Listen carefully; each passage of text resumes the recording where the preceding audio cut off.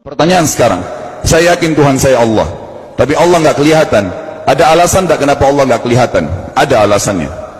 Anda tanamkan baik-baik, ini masalah akidah yang paling penting. Kata Nabi, itu disebutkan dalam banyak riwayat, bahwasanya nabi-nabi pun belum pernah ada nabi yang lihat Allah, termasuk Nabi Muhammad SAW. Kita ambil dalilnya dalam hadis Bukhari. Waktu Nabi SAW pulang dari Isra Mi'raj, jemaah sekalian, Aisyah bertanya radhiyallahu anha, berkata, istri beliau, ya Rasulullah, hal tara rabbak, apakah anda waktu Mi'raj ke langit, terima perintah salat, sempat lihat Tuhan anda enggak? Lihat enggak Allah itu bagaimana? Apa jawaban Nabi SAW? Nurun ala nur anna arah. Allah itu cahaya, di atas cahaya, terang sekali, bagaimana saya bisa melihatnya? Artinya Nabi SAW mengatakan, saya sendiri belum pernah lihat bagaimana itu Allah. Contoh sebelumnya Nabi Musa alaihissalam. Nabi Musa waktu menerima wahyu Taurat, itu selama 40 hari, turun Taurat lengkap. Al-Quran 23 tahun baru lengkap. Kalau Taurat 40 hari, nunggu di gunung Tursina. Tursina sebuah wilayah di Mesir sekarang. Itu banyak gunung-gunung batu, ada satu gunung batu yang tinggi, Nabi Musa nunggu di situ. Setiap hari Jibril datang turunin surah, turunin ayat gitu. Setelah berlalu 37 hari dari 40 hari menunggu Taurat turun, Nabi Musa AS tiba-tiba bertanya kepada Allah, mengatakan begini dalam Al-Quran, A'udzubillahiminasyaitonirrajim, Rabbi arini anzur ilaik.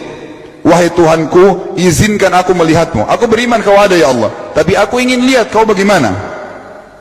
Allah menjawab, tidak mau mengecewakan Nabi Musa. Sebagai manusia Allah mengatakan, lan tarani.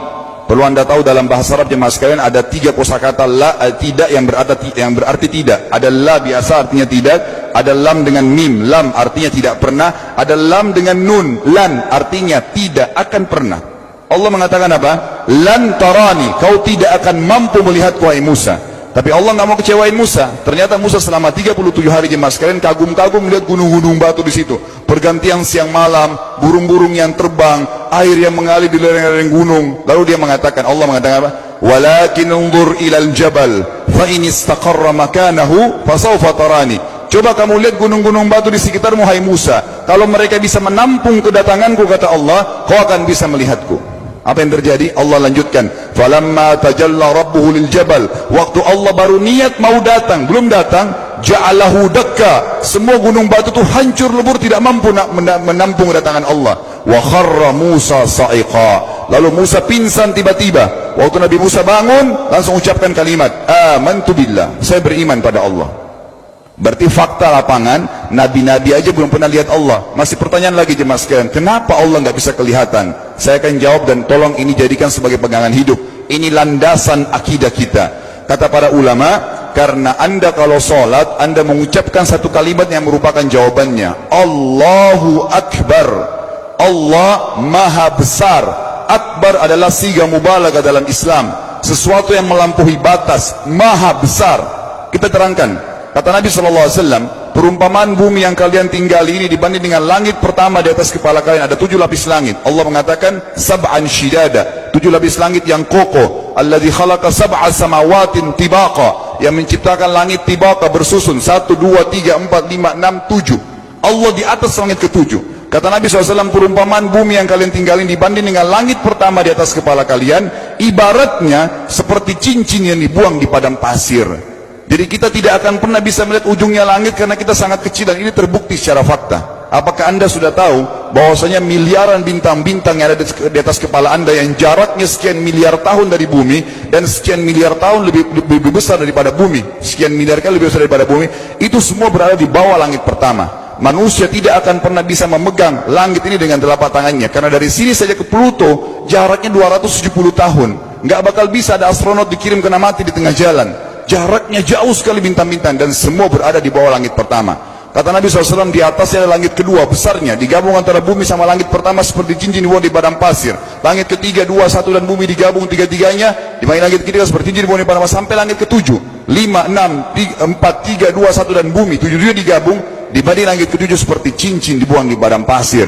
Dan langit yang luas ini jemaah sekalian dipenuhi dengan makhluk Allah yang lain namanya malaikat. Dalam hadis Bukhari kata Nabi SAW, waktu saya sedang dimi'rajkan ke langit, tidak ada 4 jari pun ukuran di langit yang luas itu, kecuali saya temukan malaikat yang sedang ruku atau sujud, penuh dengan jumlah mereka.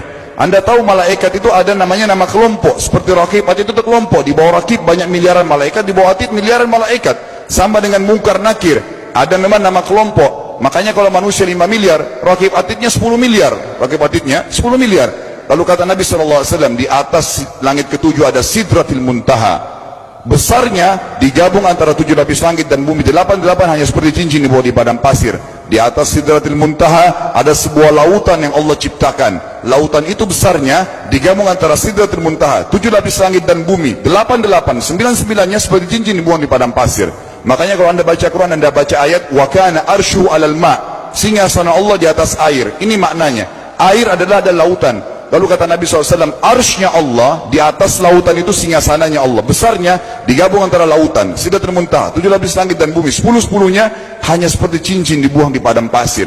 Anda sudah hafal ayat kursi? Apa artinya? Ayat tanda-tanda kebesaran Allah. Kursi itu artinya bukan tempat duduk, tapi tempat pijakan kaki raja di singgasana. Kalau raja inginnya singgasananya di pijakan kaki, itu namanya kursi. Kita baca apa?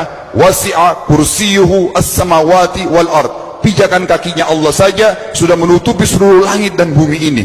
Jadi kita mustahil bisa melihat Allah karena besarnya Allah Azza wa Jal. Tinggal kita tutup jemaah sekalian. Kira-kira, lalu bagaimana saya berhubungan dengan Allah? Jawabannya sederhana. Anda lingkari namanya Allah, ini Tuhan kita. Yang menyembah selain Allah kafir, yang mempartisipasikan Allah dengan makhluknya, masih sembah berhala, kuburan, jimat, namanya syirik. Dua-dua nggak boleh. Untuk berhubungan dengan Allah yang tidak kelihatan dengan mata kita ini, tapi kita bisa rasakan keberadaannya, cuman satu cara. Di bawahnya lingkarin ibadah, salat, puasa, zakat, haji, takziah, ziarah kubur, semua ini adalah rangkaian ibadah untuk berhubungan dengan Allah.